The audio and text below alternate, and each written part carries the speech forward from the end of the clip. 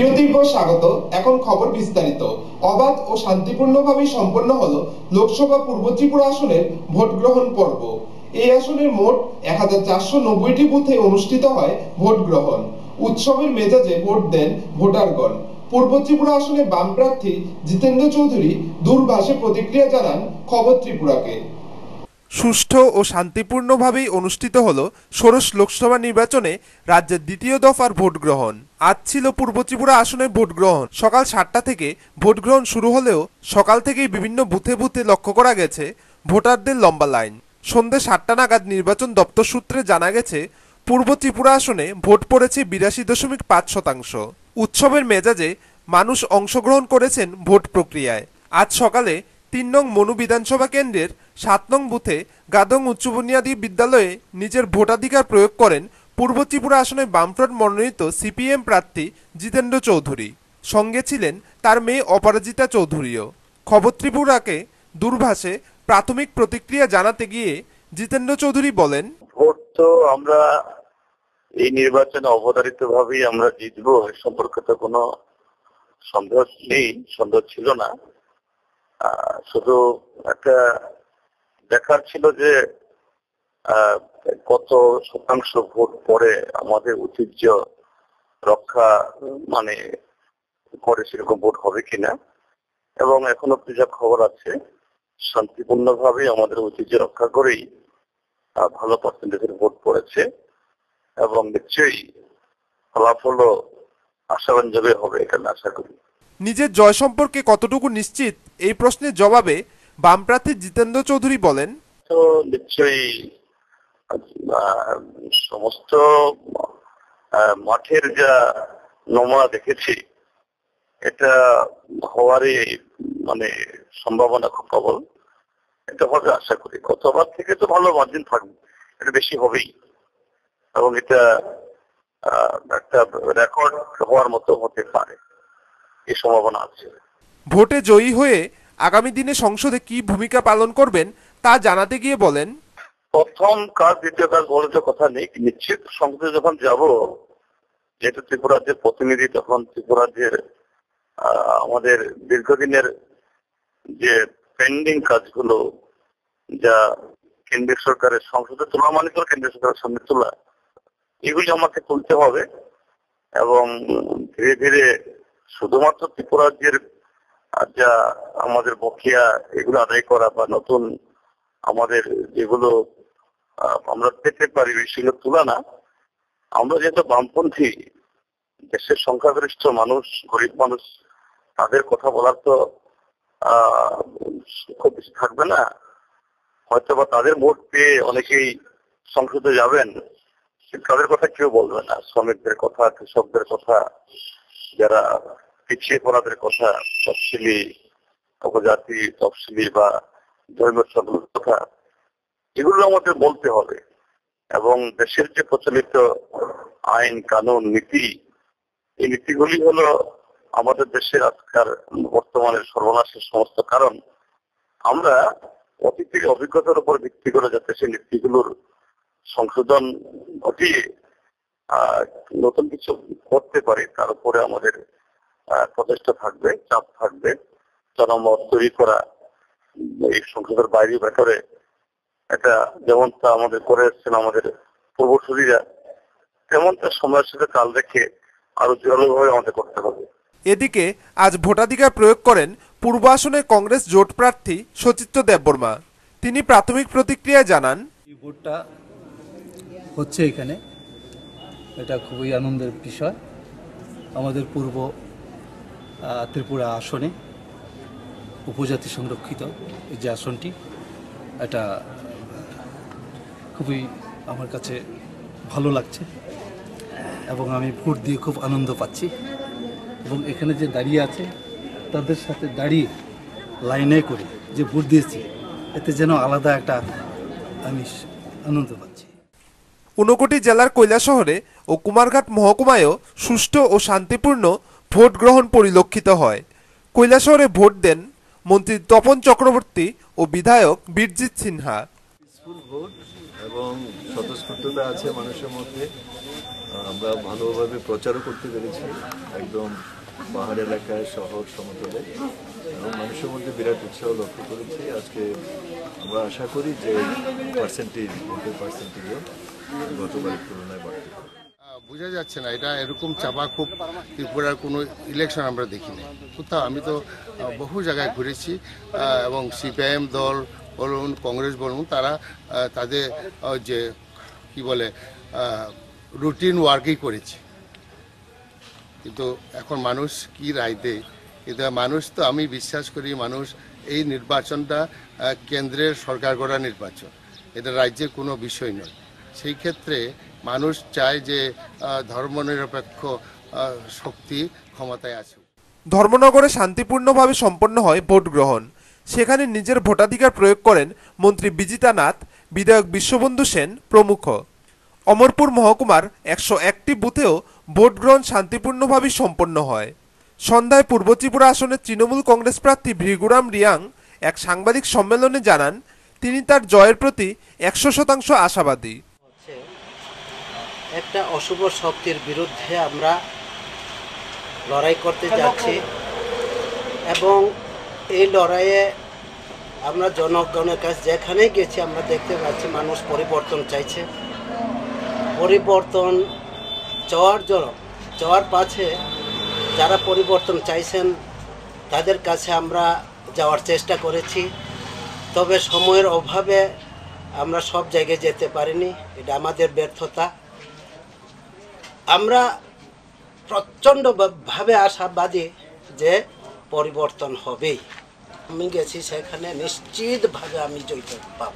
আপনারা কত শতাংশ ভোট পেতে পারেন বলে আপনারা আশা করেন?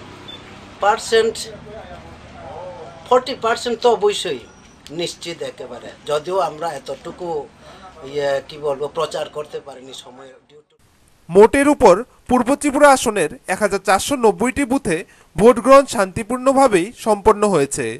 ব্যুরো রিপোর্ট, খবর ত্রিপুরা। ফের দুটি জায়গায় ভোটকর্মীদের উপর হামলা চালালো মাওবাদীরা। ঘটনা ছত্তিশগড়ে। দুটি জায়গাতেই মোট নিহতের সংখ্যা হলো 13 জন এবং আহত হয়েছেন 11 জন। ছত্তিশগড়ের দু জায়গায় ভোটকর্মীদের উপর হামলা চালালো মাওবাদীরা। জগদলপুরের দরবার কাছে কামনায় ভোটের কাজ শেষে একটি অ্যাম্বুলেন্সে গন্তব্যে ফিরছিলেন সিআরপিএফ জওয়ানরা। জগদলপুর জেলা সদরের খুব কাছে তাদের অ্যাম্বুলেন্সটি উড়িয়ে দেয় মাওবাদীরা। ঘটনায় এখনো পর্যন্ত 6 জনের মৃত্যুর খবর মিলেছে। মৃত্যু হয়েছে অ্যাম্বুলেন্সের চালক ও খালাসিরও। এই বিস্ফোরণে আইইডি ব্যবহৃত হয়েছিল। আহত হয়েছেন 6 জন। অন্যদিকে বিজাপুরের কেতুলনারে একটি বাসে ফিরছিলেন 12 জন ভোটকর্মী। একটি সেতুর উপর বাসটি উড়িয়ে দেয় মাওবাদীরা। ঘটনায় 7 জন নিহত হয়েছেন। ব্যুরো রিপোর্ট, খবর ত্রিপুরা। সুষ্ঠু ও শান্তিপূর্ণভাবে সম্পন্ন হলো পূর্ব ত্রিপুরা আসনের ভোট গ্রহণ পর্ব। বিকাল 5টা পর্যন্ত ভোট পড়েছে 82.5%। এক সাংবাদিক সম্মেলনে একথা জানান রাজ্যের মুখ্য নির্বাচন আধিকারিক আশুতোষ জিন্দাল। আজ সম্পন্ন হলো পূর্ব ত্রিপুরা লোকসভা আসনে ভোট গ্রহণ পর্ব। আজ বিকেল 5টা পর্যন্ত ভোট পড়েছে 82.5%। দু একটি ভোট গ্রহণ কেন্দ্রে ইভিএম বিকল হওয়ার ঘটনা ছাড়া কোনো অপ্রীতিকর ঘটনার খবর নেই। এদিন সন্ধ্যায় মহাকরণে এক সাংবাদিক সম্মেলনে এ তথ্য জানান ত্রিপুরা রাজ্যের মুখ্য নির্বাচনী আধিকারিক আশুতোষ জিন্দাল। আমাদের যে প্রাথমিক হিসাব ভোটার টার্নআউট 82%-এর কাছাকাছি ইস্ট ত্রিপুরা আসনের জন্য। আমাদের লাইনে কত লোক আছে হিসাব করলে আমার মনে হয় 82.5% টাচ করে যাবে। এটা আমাদের এই সময়ের যে হিসাব। আর আমার যে ডিএমদের সঙ্গে 6 জন, এটা আপনারা জানেন পূর্ব ত্রিপুরা আসন 6টি ডিস্ট্রিক্ট কভার করে। 2টি মাইনর কমপ্লেন্ট ছাড়া আমি তো কোনো জায়গা থেকে কোনো কমপ্লেন্ট নাই, আমাকে ডিও কনফার্ম করেছে। আমাদের এন্টায়ার পোলিং খুবই পিসফুল, ইনসিডেন্ট ফ্রি।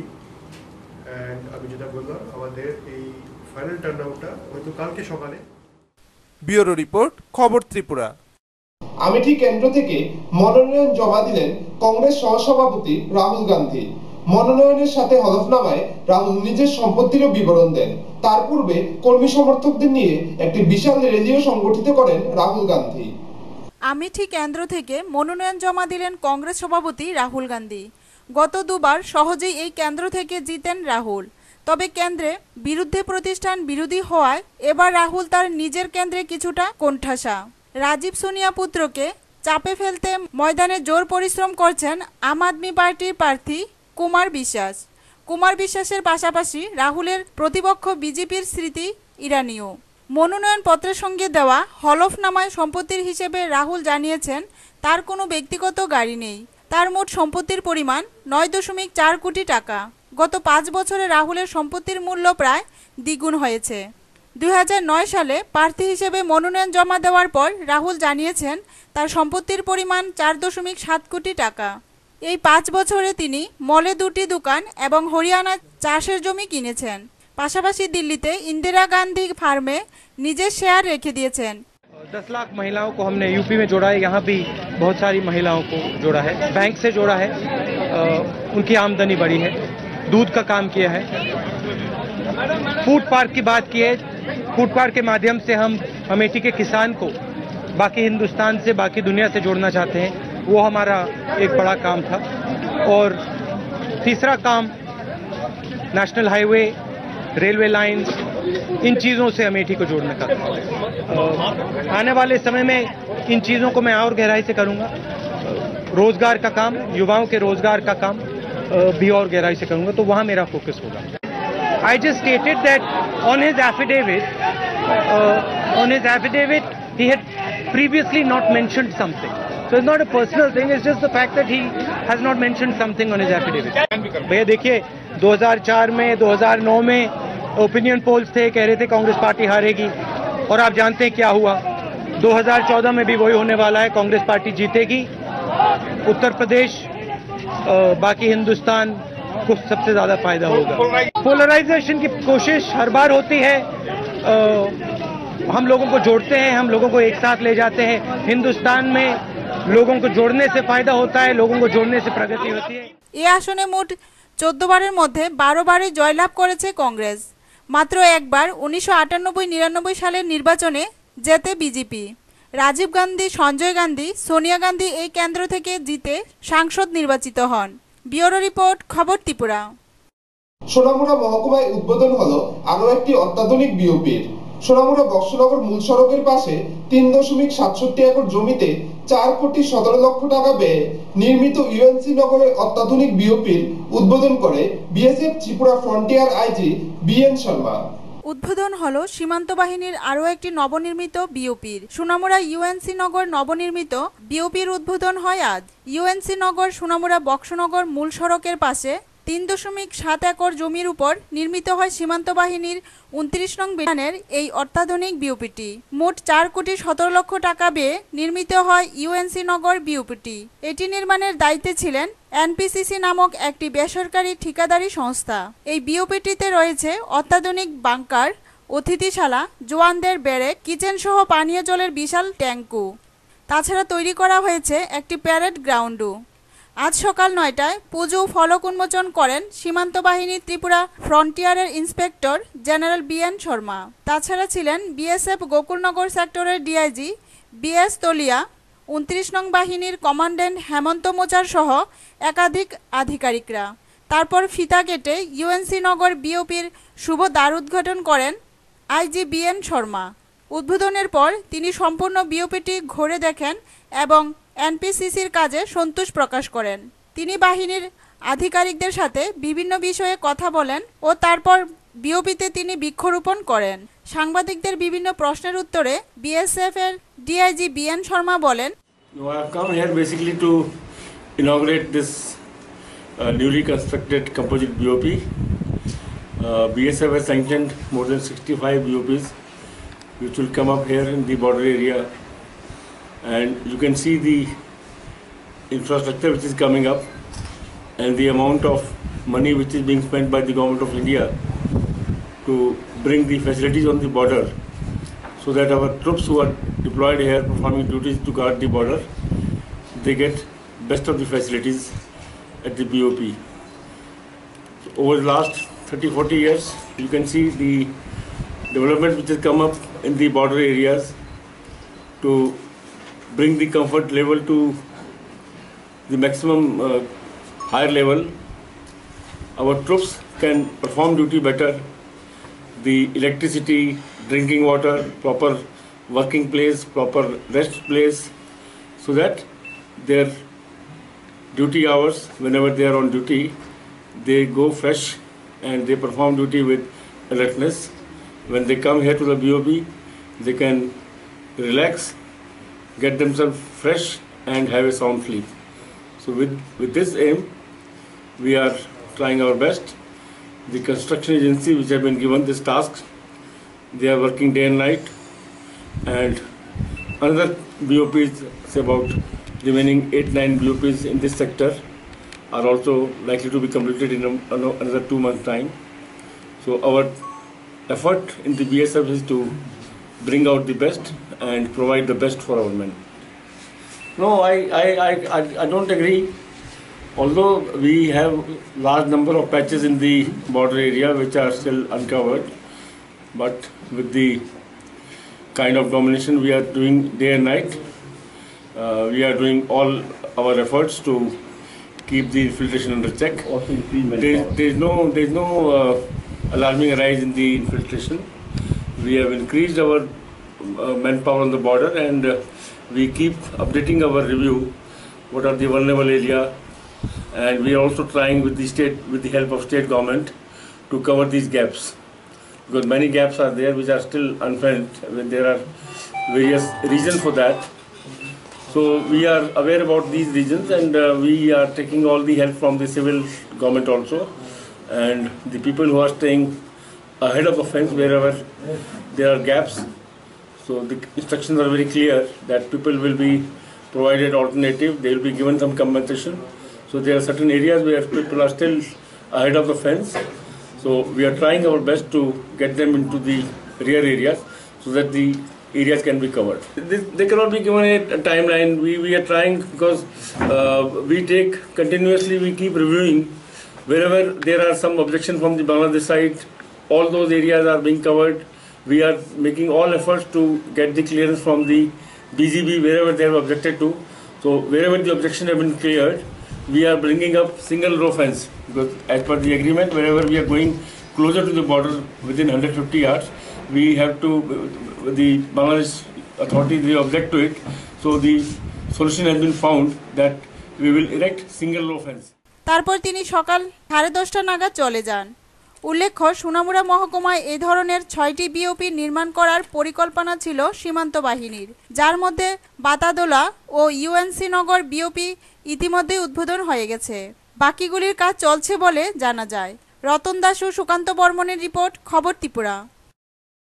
প্রচন্ড রোদের তাপকে উপেক্ষা করে সোনামুড়া শহরের বাজারে চলছে কেনাকাটার ধুম। জামা কাপড় থেকে শুরু করে থালা বাসনেও চলছে চৈত্রের সেল।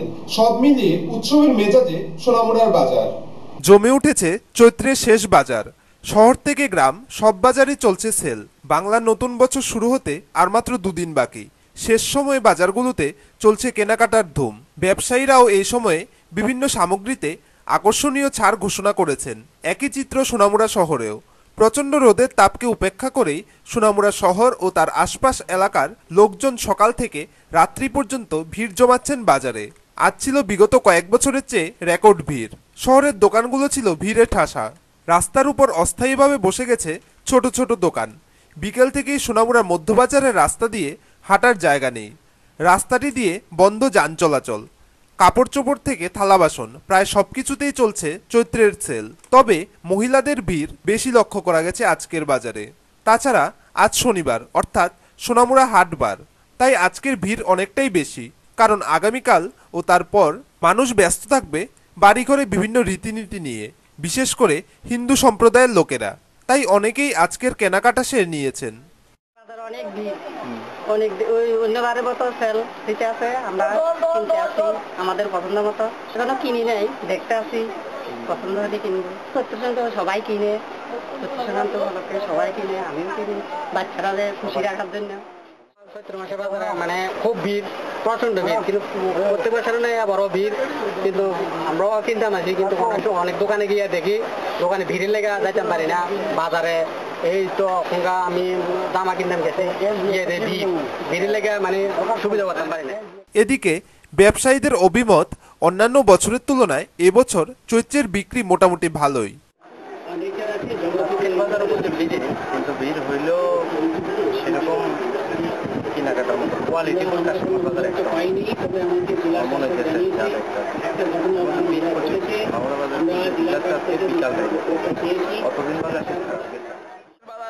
সোনামারা মার্কেটে শেষ শনিবার বাজার নাই এলাকায় আজকে ইলেকশন বাজারে ভিড় কিরকম মানুষ আজকে প্রচুর লোক হয়েছে। আজকে 12টার থেকে লোক প্রায় 10,000 লোক হইব অল মার্কেটে গেছে। আমরা সেল হইতেছে আজ থেকে 10,000 টাকা বিক্রি হয়েছে। প্রচন্ড ভিড়। আমার বেচা কিনে তো খুবই ভালো। আমার বেচা কিনে কি করবো, আমার তো হোলসেলে বিজনেস, এটা কোনো 50-1 লাখ এটা কোনো ঠিক ঠিকানা নেই। এই পর্যন্ত যা বেচা কিনে করছি সব তো ঠিকই আছে, ভালোই বেচা কিনে করলাম। আর বাকি দুদিন আশা করি আরো ভালো হবে। বাংলা নতুন বছরে হাসি ফুটবে সবার ঘরে ঘরে। টুটন চৌধুরী ও সুকান্ত বর্মনের রিপোর্ট, খবর ত্রিপুরা। মাঝে মাত্র একদিন, তারপরে বাংলা নববর্ষ 1421। চৈত্রের প্রচন্ড দাবদাহের মধ্যেও জোরালো হয়ে উঠেছে উদয়পুরের চৈত্রের বাজার। কিন্তু প্রশাসনিক দুর্বলতার কারণে সমস্যায় পড়তে হচ্ছে ক্রেতা ও বিক্রেতা উভয়কেই। চৈত্রের দাবদাহে রাজ্যের প্রতিটি স্থানের পাশাপাশি কম বেশি উদয়পুরেও চলছে দোকানদার সহ সাধারণ মানুষের মধ্যে চৈত্রের বাজার। কিন্তু উদয়পুরের বাজারে তেমন জনঢল এখনো দেখা যায়নি। আশা করা যাচ্ছে হয়তো পরবের প্রাক লগ্নে সাধারণ মানুষের নিকট পুরোপুরি আর্থিক সংস্থান ঘটলেই চৈত্রের বাজার জমে উঠবে, এমনটাই অভিমত একাংশ দোকানিদেরও। আমরা যেমন ডেপুটেশন দেওয়ার পথে খালি সুপার মার্কেট যাও, সুপার মার্কেটে দেখলাম আমরা যাই অধিকাংশ তো আমরা 3 বছর 14 মাসে আমরা সুপার মার্কেট গেলাম, যার আমরাই বইলাম সুপার মার্কেট গেলাম। কিন্তু স্থায়ী দোকান তারা একজনের কর্মচারী দেওয়া 3-4 জন কর্মচারী দিয়ে 3-4টা দোকান দিয়ে রাস্তা বেরিয়েছে। কিন্তু আমরা হকাররা ওইখানে গিয়ে মরলাম। আমরা সরকারি ভাড়াও দিলাম, সরকারের ভাড়াও দিলাম, লাইটগুলো দিলাম, দিয়েছে আমরা এখানে মরলাম। কিন্তু আমরা সরকার নিয়ে গেলো, আমরা ফুটপাথ ক্লিয়ার করে নিয়ে গেলো। কিন্তু স্থায়ী দোকানদার আবার সেই ফুটপাথে বসলো, কর্মচারী দিয়ে স্টাফ দিয়ে বকস দিয়ে 3-4টা দোকান দিয়ে বয়ে দিল। মূল বিষয়টা ওইখানে না বসার কারণটা কি? ওইখানে আমরা যাওয়ার ফলে অনেকবার গিয়েছিলাম, যাওয়ার ফলে আমরা কোনো কাস্টমারে যায় না ওইখানে, ব্যবসার একটা দুর্ভোগের সৃষ্টি হয় ওইখানে। তবে যাই হোক, উদয়পুর শহরে বর্তমানে সর্বত্রই খিঞ্চি পরিবেশের সৃষ্টি হয়েছে। সকাল বিকেল সন্ধে নিত্যদিনই মালগাড়ির ভিড় লক্ষ্য করা যায়। তবু শহরে দোকানদারদের মাল বোঝাই তো করতেই হবে। এছাড়াও উদয়পুর শহরের new town route, central route মালগাড়ির পাশাপাশি অন্যান্য গাড়ি, বাইক, স্কুটার ইত্যাদি যানগাড়ি পার্কিং করার কোনো সুবিধা না থাকার কারণে শহরের মধ্যেই অব্যবস্থার সৃষ্টি হয়েছে।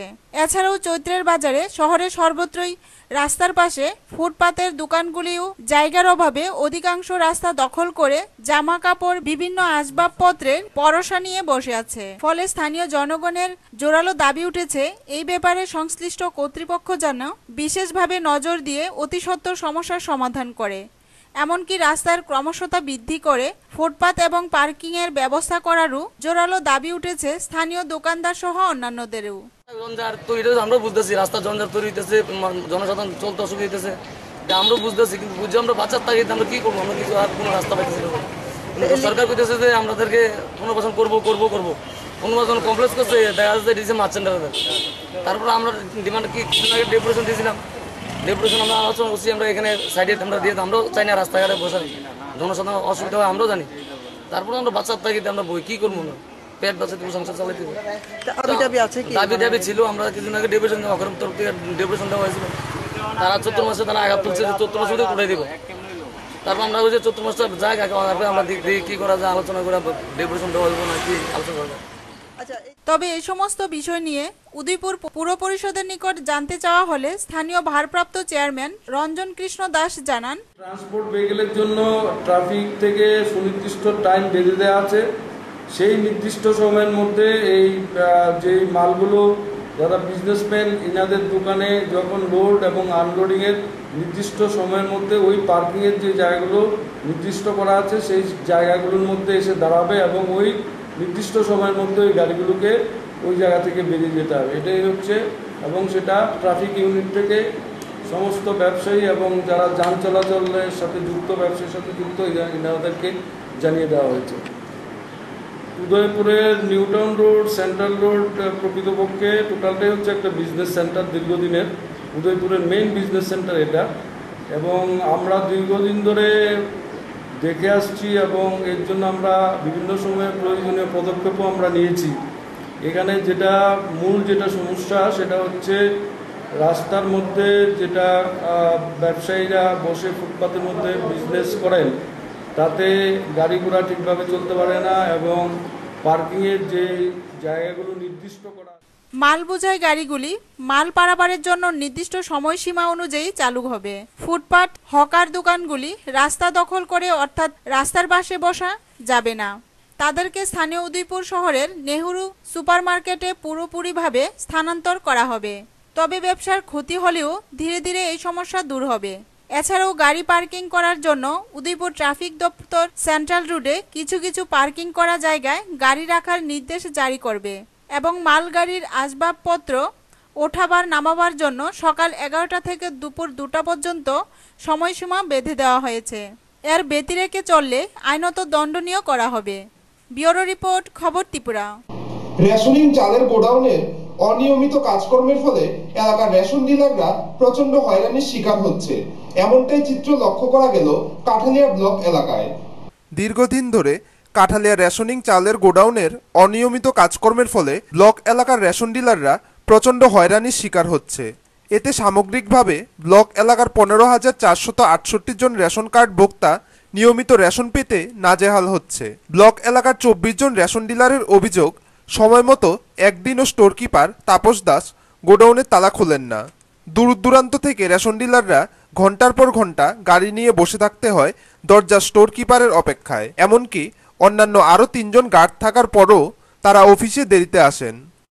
এখনো অবধি খোলে নাই। আমরা প্রায় আজকে ভোটের পর থেকে আইতে আসছি রেগুলার, এখন অবধি মাল নিতে পারি নাই, বিপিএল চাল টাল নিতে পারি নাই। আমাদের গোডাউন যে দায়িত্ব স্যার স্টোর কিপার স্যার প্রায় একটু দেরি করে আসে। গভর্নমেন্ট 1 থেকে 10 তারিখ পর্যন্ত নেওয়ার কথা মাল ঢুকানোর কথা, কিন্তু প্রায় সময় স্টোরের বাবু 11টা, 11:30, 10টা তো কোনোদিন হলো, এখন তো বাজে 10:30টার মতো, কখনো আসে নাই। আমরা বসে থাকি হাই। আমরা রেশন দোকানের অবস্থা হইল দিনের পর দিন ঘোরাঘুরি করে আমরা মাল লইতে হয়। তারপরে একবার আইয়া কোনো পাই না, 10-12 বারও আইয়ন লাগে, আইয়া তারপরে কোনো রকম অতি কষ্টে মাল নিতে হয়। এমনই এক দৃশ্য লেন্সবন্দি করা হলো খবর ত্রিপুরার ক্যামেরায়। একান্ত সাক্ষাৎকারে রেশন ডিলারদের অভিযোগ অস্বীকার করে স্টোর কিপার বলেন, আগরতলা হাপানিয়া থেকে আসতে আমার মাঝে মধ্যে গাড়ির সমস্যায় দেরি হয়, তবে সেটা পুষিয়ে নিয়ে যাই বিকেলে একটু দেরি করে। একটু দাঁড়ান, আমি ঢুকতেছি কোন না কি অবস্থা অন্তবাদে 10:30টা গাড়িতে সমস্যা ছিল। গাড়ির সমস্যা? ডেলি গাড়ির সমস্যা হয় নাকি? ডেলি তো না, তারা তো বলছে প্রতিদিনই অবস্থা হয়। না প্রতিদিন আসতে গেলে একটু দেরি তো হইতে পারে না। না, তারা তো করছে কন্টিনিউ আমরা এই অবস্থা হচ্ছে। কোনো স্টাফ আছে? 7জন স্টাফ আছে। 7জন স্টাফ আছে, কেউ তো অনেক সময় তো আমি আগে তো ঢুকি, তারপর স্টাফ তো কেউ নেই আজকে তো কেউ নেই। এই বিপিএল কার্ড মানুষের যার দুর্দশীমা নিচে যারা আছে তাদের রেশনটা কিভাবে দেওয়া? হ্যাঁ, তাছাড়া দেখেন ডিউ কিন্তু আইসে প্রায় 5টায়। আগে যদি আইতো তাহলে আমরা এত কোনো প্রশ্ন না। কিন্তু এদিকে রেশন ডিলার যারা তাদের অভিযোগ, এমনকি গাড়িতে মালামাল লোডিং আনলোডিং শ্রমিকদের অভিযোগ, স্টোর কিপার সত্য কথা বলছেন না। উনার বিরুদ্ধে কেউ মুখ খুলতে গেলে শাস্তি হিসেবে সবার পরে গোডাউন থেকে চাল রিসিভ করতে হবে। এই ভয়ে এককভাবে কেউ কিছু বলতে ভয় পায়। আমরা কাজকর্ম করতে না, এরপরে আমরা কাজ করতে আছে, এরপরে আমরা টাইম মতো তারা টাইম মতো আইন আইলে খুললে আমরা কাজ করতাম। এতে তো তার লগে আমরা 2 কথা কম লাগে, এটা আমরা কাম ঠিক মতো করতে পারি না আর কি। এটা 11টা, 11:30 সময়, কোনো সময় 12টার সময় আমরা টাইম মতো আইতাম না, আমরা এর মতো আমরা কাজ করতে পারি না। এই জাতীয় অবস্থা যদি দীর্ঘদিন একটানা চলতে থাকে তাহলে গণবন্টন ব্যবস্থা আদৌ কতটা সুনিশ্চিত হবে তা সময়ের অপেক্ষায় থাকতে হবে। কাঠালিয়া থেকে নারায়ণ বৈদ্যের রিপোর্ট, খবর ত্রিপুরা। আজ শুরু হলো পূর্ব ত্রিপুরা লোকসভা আসনের ভোট গ্রহণ পর্ব। দীর্ঘ লাইনে দাঁড়িয়ে নবীন প্রবীণ নারী পুরুষেরা তাদের ভোটাধিকার প্রয়োগ করতে বিভিন্ন ভোট কেন্দ্রে উপস্থিত হন। সকাল 7টা থেকে শুরু হয়েছে পূর্ব ত্রিপুরা আসনের লোকসভা নির্বাচন। তেলিয়ামুড়ার 3টি বিধানসভা কেন্দ্রের 133টি ভোট কেন্দ্রে ভোট গ্রহণ প্রক্রিয়া শুরু হয়। কোনো ধরনের অপ্রীতিকর ঘটনার খবর এখন পর্যন্ত পাওয়া যায়নি। শান্তিপূর্ণভাবেই সকাল সকাল ভোটাররা দীর্ঘ লাইনে দাঁড়িয়ে ভোট দিতে আসে। ভোর 5টা থেকেই লাইনে দাঁড়ায় ভোটাররা।